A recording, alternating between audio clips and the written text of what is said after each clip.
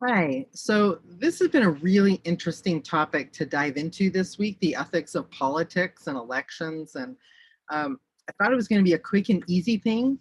And really, there were so many different ways that we could go with this topic that it took me quite a long time to parse through all the different rabbit trails that I went down and to pull out some resources that I felt were high quality that would give you an opportunity to think deeply about this subject. And so the place I want to start actually is at in our capital. Have you ever been to Washington, D.C.? If you've not been there, and it doesn't matter what your political persuasion is, politics aside, if you get a chance to walk around the Capitol, and I've walked it from the Lincoln Memorial on up to the Library of Congress and everything in between. Just 2 years ago, actually, we spent 4 or 5 days walking all around and taking everything in. And you can't help but ask yourself the question, like it almost teleports you back in time. What were these people thinking? Like you go to all these, the Lincoln Memorial and the Martin Luther King Memorial, Jefferson, the Vietnam Memorial. It's amazing. And there's these quotes everywhere. The World War II Memorial, just these huge quotes everywhere. As you walk through Congress, we did a tour of Congress, and you walk into this giant hall of statues that's in there. And all of these giants of Congress, people that you may not recognize the names, or you might recognize the names. There's these statues, and each state gets to pick who they want to represent their state. And sometimes that gets switched out, but I would guess that a lot of those statues have been there for a long time. And these are the people that had to wrestle with the ethical questions of politics and the impact on the American people and on the global community, because that's where we are. So it was really hard for me to, kind of with this mindset, because I've been in DC and I've walked around and thought some thoughts, like these are where big decisions get made. And there's lots of deep down ethical issues. And one of the things I want you to think about this week as you're looking through all of this is, are there any common threads? Can we pull anything kind of back to that question we asked in the first week or so? Are there some common things, common ways to define ethics and politics? Are there some things that we just should do? And are there things we just shouldn't do? So let me pull up our page for this week. And actually, I'll jump over here first. So I have this set up a little bit differently. Normally I have a think section and then a learn section. Everything was so intertwined this week. I really couldn't find anything that was just specifically about thinking about the ethical questions in politics.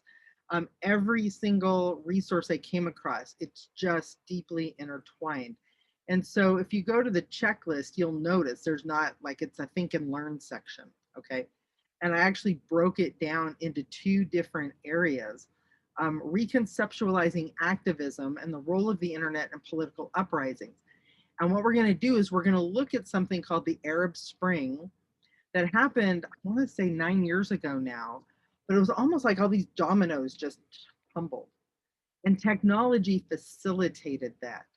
What was really interesting was to watch the one on the Facebook in the Arab Spring, because one of the architects of this movement created a Facebook page, and he gives some insights into the good things, like, oh my goodness, we brought all these people together and they were on a mission and they were doing all this stuff. But then he reflects a little bit on the downside, because the same technology that brings people together also facilitates people getting polarized and locked into their position.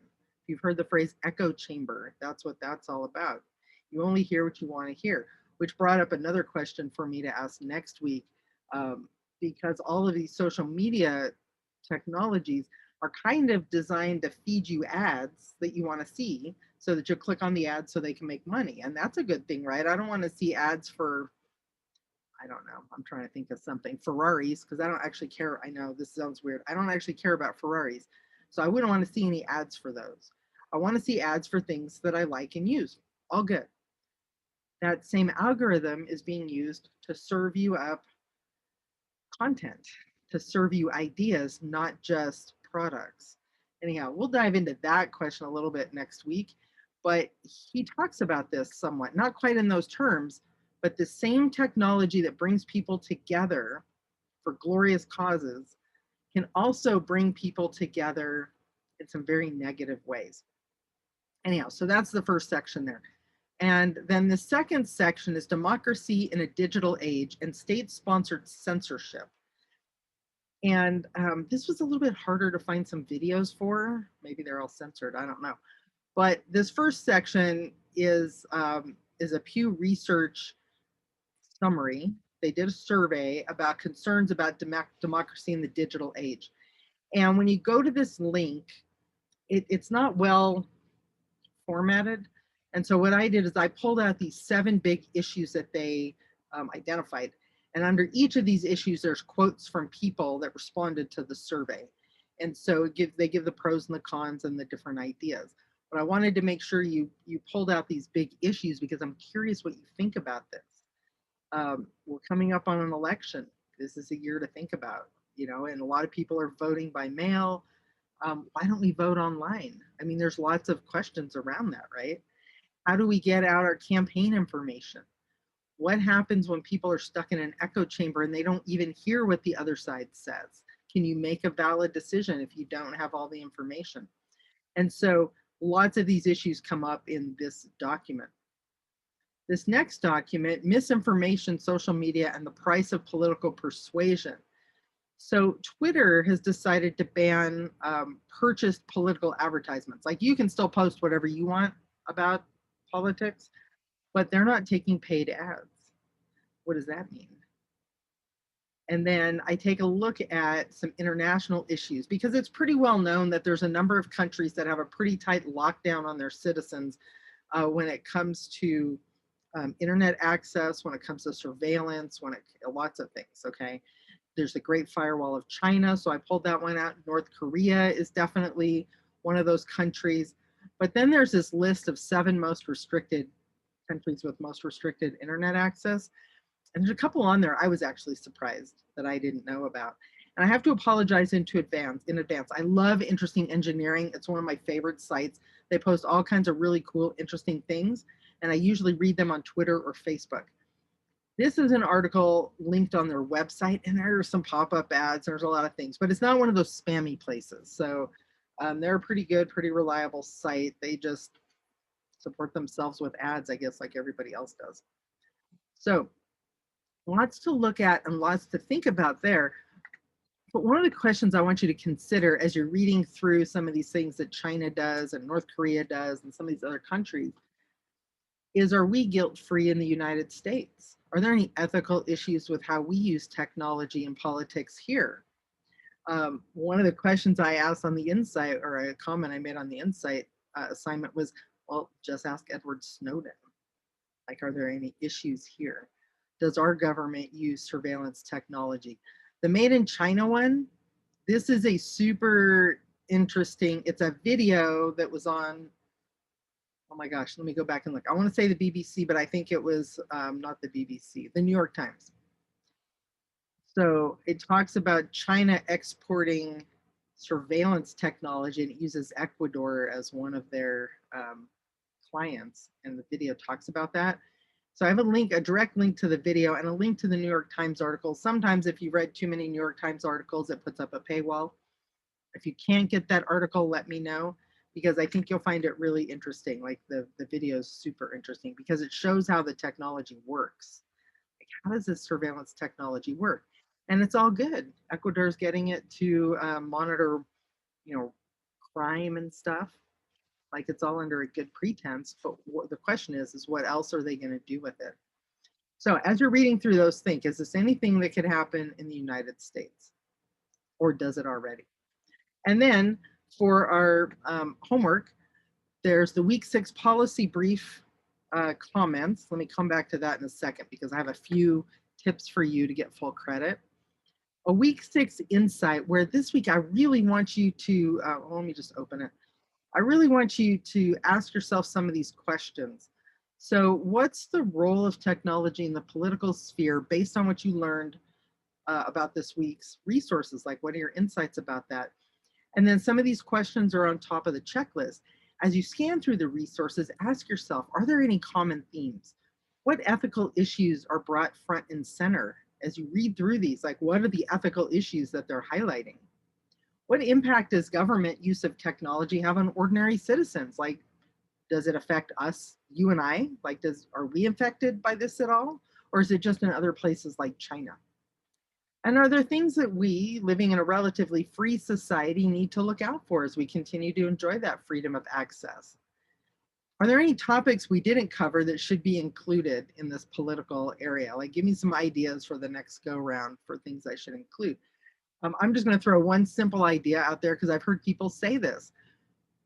What about those cameras at the intersections? You know, the ones where you run the red light and they take your picture and send you a bill for the ticket. Well, okay, that's technology. That's everywhere. Could that be used to track traffic? Could that be used to track you in traffic? Oh my gosh, there's so many ideas. So let's come back to the policy brief comments. So this week we have 4 policy briefs. What I've been doing is giving 5 points per comment that you leave. But here's what I'm really looking for. Now, as I've read through like 2 weeks of these, I realized you need a little more guidance as to what to put on there, okay? So remember that you're trying to add to the discussion. Like, just don't repeat what the person says. Give some insight, give some commentary, maybe share a resource that has to do with that. Like, look for something that somebody else hasn't already posted. Um, Comments like that, dig in a little bit deeper than, oh yeah, that's cool. Because some of your comments are almost like that. They're a little bit longer, but they're, oh yeah, that's cool. I like this idea. So dig in a little bit deeper. This is a thinking class. You can't have an ethics class without thinking about it, okay? Which means you need to input the information before you output it. Now, let me give one last comment or one last recommendation on the policy briefs themselves. So again, as I'm reading through these, I'm looking at things, I'm realizing that there was a little more guidance I should have given you. So I'm going a little bit easy on the first policy briefs, but on your second brief, I will expect you to level this up a little bit. So when you put references in on anything, actually, you shouldn't just like throw a link in, okay? You're supposed to have like 4 references, but you have to connect it to stuff. Like, where is that information in your policy brief? Whether you make a footnote, whether you put in parentheses, you know, you do an inline citation, that's usually just the name of the author, comma, the year, and then it ties into what's in the bibliography. It doesn't have to be complicated, but I need to see where your resources informed what you presented. So that's one. The other one's on the case studies. Same thing. Don't just say case study, boom, here's a link. Okay, what's the summary of it? What does it have to do with what you wrote? Like, what's the context? How does it connect? Okay, if you just put a link, I can't give you any credit because I don't have any idea what it is or what it's meant to be. And then finally, on the topic itself, remember, this is a computer ethics class. And so your topics have to do, your briefs have to involve the ethics of technology use in this topic. Now, some of those are super easy. Artificial intelligence, of course, that's all technology, totally tech, right? Some of these aren't so easy. Like this week, the politics one, that's not necessarily a given. We have upcoming, one of our upcoming topics is economics and workplace. That's not necessarily a given. Okay, so be explicit about how your brief looks at the impact that technology has had on the ethics of this issue. So if you do those 3 things, like tie in your references, describe your case studies, and make sure your topic's relevant to computer technology, I think that will cover all the bases. More or less, the briefs I'm seeing are pretty good. The comments I'm seeing are pretty good. You just need a little bit more. You need to up your game just a little bit more because I want to be able to give you full credit now that we're in full swing. Make sure you sign up for Zoom next week because, oh my gosh, so much to talk about. the politics thing and next week's social media topic, it's going to be it's going to be one of our best Zoom discussions, I'm sure of it. But we're going to talk about those questions that I just brought up in the politics one. What's the impact of this? Look at all those insight questions for sure. Those are going to be on a discussion slide. I can't promise any weird like old kitchen implements or anything, but maybe I'll throw in just for fun. Anyhow, really good week. Lots of good topics. I'm looking forward to seeing how you dive into all of this.